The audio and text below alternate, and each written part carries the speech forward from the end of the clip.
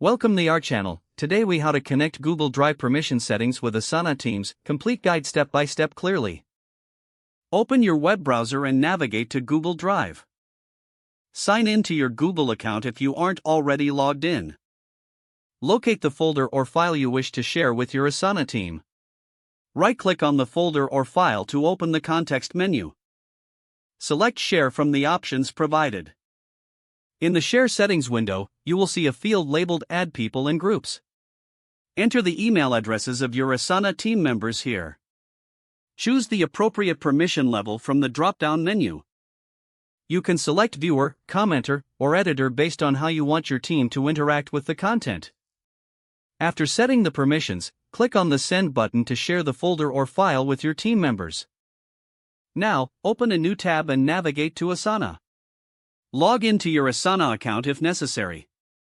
Select the project where you want to link the Google Drive content. Within the project, click on the Add Task button to create a new task.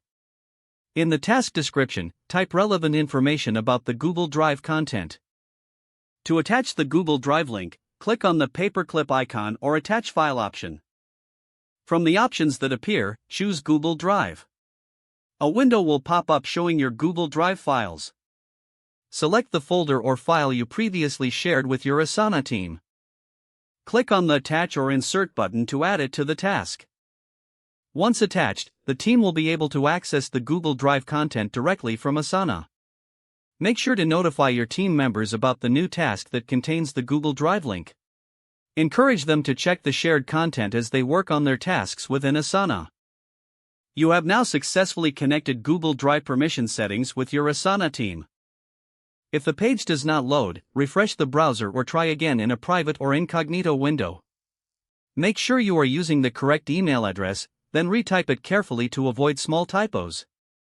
If your password is not accepted, use the Reset option and create a new strong password you can remember.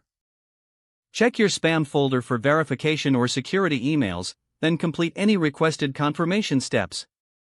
Enable two-factor authentication if available to improve account security and reduce unauthorized access risk.